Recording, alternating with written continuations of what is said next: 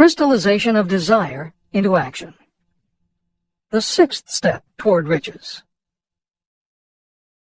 You've learned that everything we create or acquire begins in the form of desire. Desire is taken on the first lap of its journey from the abstract to the concrete in the workshop of the imagination, where plans for its transition are created and organized. One of the steps you must take is the formation of a definite practical plan or plans through which this transformation may be made. Following are the basic instructions for making practical plans. Ally yourself with a group of as many people as you may need for the creation and carrying out of your plan or plans for the accumulation of money, making use of the mastermind principle. Compliance with this instruction is absolutely essential. Do not neglect it. The Mastermind Alliance is built of two or more minds working actively together in perfect harmony toward a common goal. Before forming your Mastermind Alliance, decide what advantages and benefits you may offer the individual members of your group in return for their cooperation. No one will work indefinitely without some form of compensation. No intelligent person should request or expect another to work without adequate compensation, although this may not always be in the form of money. Arrange to meet with the members of your mastermind group at least twice a week, and more often if possible, until you have jointly perfected the necessary plan or plans for the accumulation of money. Maintain perfect harmony between yourself and every member of your mastermind group. If you fail to carry out this instruction to the letter, you may expect to meet with failure. The mastermind principle cannot work where perfect harmony does not prevail. Keep in mind these facts. You are engaged in an undertaking of major importance to you. To be sure of success, you must have plans that are faultless. You must have the advantage of the experience, education, native ability, and imagination of other minds. This is the way it has been done by every person who has accumulated a great fortune. No individual has sufficient experience, education, natural ability, and knowledge to ensure the accumulation of a great fortune without the cooperation of other people.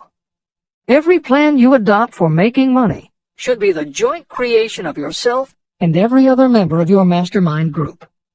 You may originate your own plans, either in whole or in part, but see that those plans are checked and approved by the members of your Mastermind Alliance. If your first plan fails, try another. If the first plan that you adopt does not work successfully, replace it with a new plan. If this new plan fails to work, replace it with still another, and so on, until you find a plan that does work. Right here is the point at which the majority of people meet with failure, because of their lack of persistence in creating new plans to take the place of those that fail. The most intelligent person living cannot succeed in accumulating money, or in any other undertaking, without plans that are practical and workable. Just keep this fact in mind, and remember, when your plans fail, that temporary defeat is not permanent failure. It may only mean that your plans have not been sound. Build other plans. Start all over again. Temporary defeat should mean only one thing: the certain knowledge that there is something wrong with your plan. Millions of people go through life in misery and poverty because they lack a sound plan through which to accumulate a fortune. Your achievement can only be as good as the plans you make. You are never whipped until you quit in your own mind. James J. Hill, who was the greatest railroad builder of them all, met with temporary defeat when he first tried to raise the capital needed to build the Great Northern Railroad from the east to the west. But he turned defeat into victory through new plans. Henry Ford met with temporary defeat, not only at the beginning of his automobile career, but even after he had gone a long way toward the top. But he, too, created new plans, and went marching on to financial victory. We see people who have accumulated great fortunes, but we often recognize only their triumph, and we overlook the temporary defeats that they had to surmount before arriving. No follower of this philosophy can reasonably expect to accumulate a fortune without experiencing temporary defeat. When defeat comes, accept it as a signal that your plans are not sound. Rebuild those plans and set sail once more toward your goal. If you give up before your goal has been reached, you're a quitter. A quitter never wins, and a winner never quits. Write this sentence on a piece of paper in letters an inch high and place it where you will see it every night before you go to sleep and every morning before you go to work. When you begin to select members for your mastermind group, choose those who do not take defeat seriously. Some people foolishly believe that only money can make money. This is not true. Desire, transmuted into its monetary equivalent through the principles in this book, is the way money is made. Money, of itself, is nothing but inert matter. It cannot move, think, or talk, but it can hear when someone who desires it calls it to come. Intelligent planning is essential for success in any undertaking designed to accumulate riches. Following are detailed instructions to those who must begin the accumulation of riches by selling personal services. It should encourage you to know that practically all the great fortunes began either from selling personal services or from the sale of ideas. When you think about it, what else except ideas and personal services can you give in return for riches if you don't have products or property? Leaders and followers. Broadly speaking, there are two types of people in the world. One type is known as leaders, and the other as followers. Decide at the outset whether you intend to become a leader in your chosen calling or remain a follower. The difference in compensation is vast. The follower cannot expect to make as much as a leader, although some followers make the mistake of thinking they should. It is no disgrace to be a follower. On the other hand, it is no credit to remain a follower. Most great leaders began as followers. They became great leaders because they were intelligent followers. With few exceptions, the person who cannot follow a leader intelligently cannot become an efficient leader. The person who can follow a leader most efficiently is usually the person who develops into leadership most rapidly. An intelligent follower has many advantages, including the opportunity to acquire knowledge from the leader. The major attributes of leadership. The following are important factors of leadership. 1. Unwavering courage, based upon knowledge of yourself and your occupation. No follower wishes to be dominated by a leader who lacks self-confidence and courage.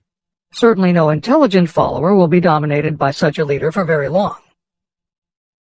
2. Self-control. The person who cannot control himself can never control others.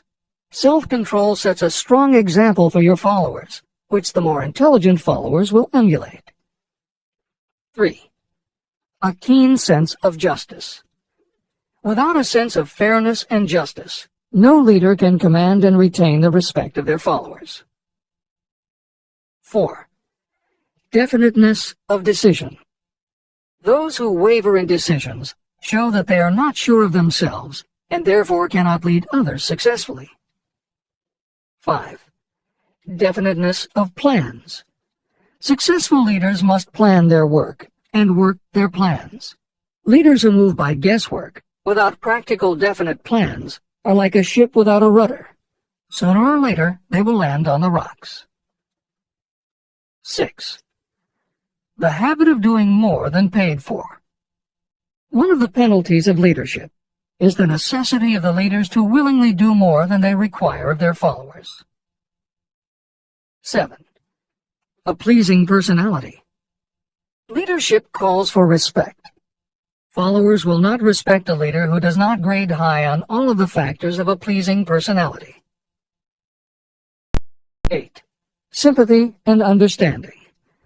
Successful leaders must be in sympathy with their followers. Moreover, they must understand them and their problems. 9. Mastery of detail. Successful leadership calls for mastery of the details of the leader's position. 10. Willingness to assume full responsibility. Successful leaders must be willing to assume responsibility for the mistakes and the shortcomings of their followers. If a leader tries to shift this responsibility, that leader will not remain the leader. If one of your followers makes a mistake or is incompetent, you must consider that it is you who failed. 11. Cooperation. The successful leader must understand and apply the principle of cooperative effort and be able to induce followers to do the same.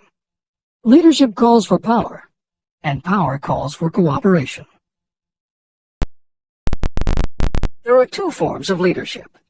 The first, and by far the most effective, is leadership by consent of and with the sympathy of the followers.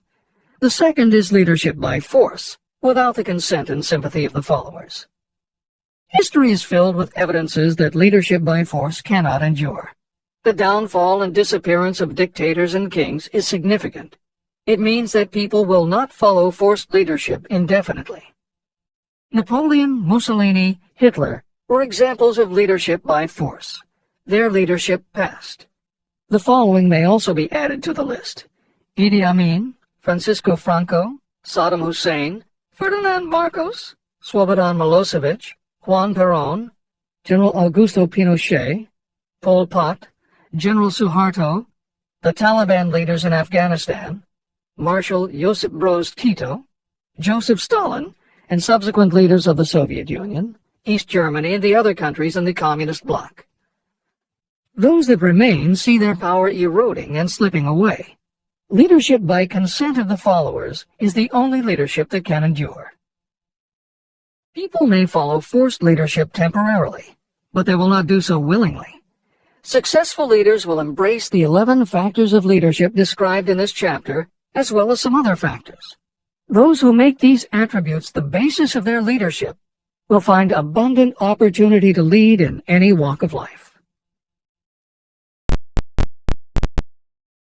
The 10 major causes of failure in leadership. The following are the major faults of leaders who fail. It is just as essential for you to know what not to do as it is to know what to do. 1. Inability to organize details. Efficient leadership calls for the ability to organize and master details. No genuine leader is ever too busy to do anything that may be required in the capacity as leader, whether a leader or follower. When you admit that you are too busy to change your plans or to give attention to any emergency, you are admitting your inefficiency. The successful leader must be the master of all details connected with the position. That means, of course, that you must acquire the habit of relegating details to capable lieutenants. 2. Unwillingness to render humble service. Truly great leaders are willing, when occasion demands, to perform any sort of labor that they would ask another to perform. The greatest among ye shall be the servant of all is a truth that all able leaders observe and respect. 3. Expectation of pay for what they know, instead of what they do with what they know. The world does not pay you for what you know. It pays you for what you do, or what you induce others to do. 4. Fear of competition from followers. Leaders who fear that one of their followers may take their position are practically sure to realize that fear sooner or later. Able leaders train understudies to whom they may delegate any of the details of their position. Only in this way can leaders multiply themselves and be at many places and give attention to many things at one time. It is an eternal truth that leaders receive more pay for their ability to get others to perform than they could possibly earn by their own efforts. An efficient leader may, through knowledge of the job and a magnetic personality, greatly increase the efficiency of others and get them to render more service and better service than they could render without the leader's guidance. 5. Lack of imagination. Without imagination, the leader is incapable of meeting emergencies or of creating plans by which to guide followers efficiently. 6. Selfishness. Leaders who claim all the honor for the work of their followers are sure to be met by resentment. The really great leader claims none of the honors. Great leaders are content to see the honors, when there are any, go to their followers, because the great leaders know that most people will work harder for commendation and recognition than they will for money alone. 7. Intemperance. Followers do not respect an intemperate leader. Moreover, intemperance in any form destroys the endurance and the vitality of those who indulge in it. 8. Disloyalty. Perhaps this should have come at the head of the list. Leaders who are not loyal to their duty, and to those both above and below them, cannot maintain their leadership for long.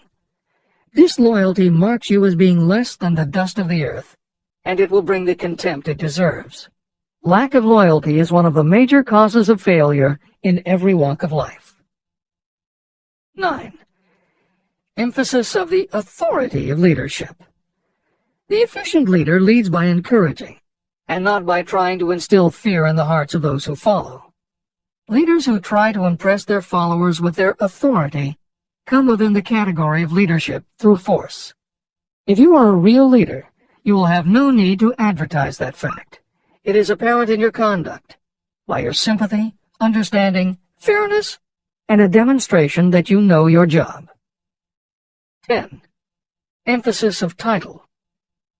Competent leaders require no title to give them the respect of their followers. Leaders who make too much of their titles generally have little else to emphasize. The doors to the office of the real leader are open to all and free from formality or ostentation. These are among the most common causes of failure in leadership. Any one of these faults is sufficient to cause failure. Study the list carefully if you aspire to leadership, and make sure that you are free of these faults. Warren Bennis, a professor who teaches management and organization, said, "A manager is someone who does things right. A leader is someone who does the right thing." Admiral Grace Hopper was the ranking female Navy officer when she was interviewed for 60 Minutes. She said, "You manage things. You lead people."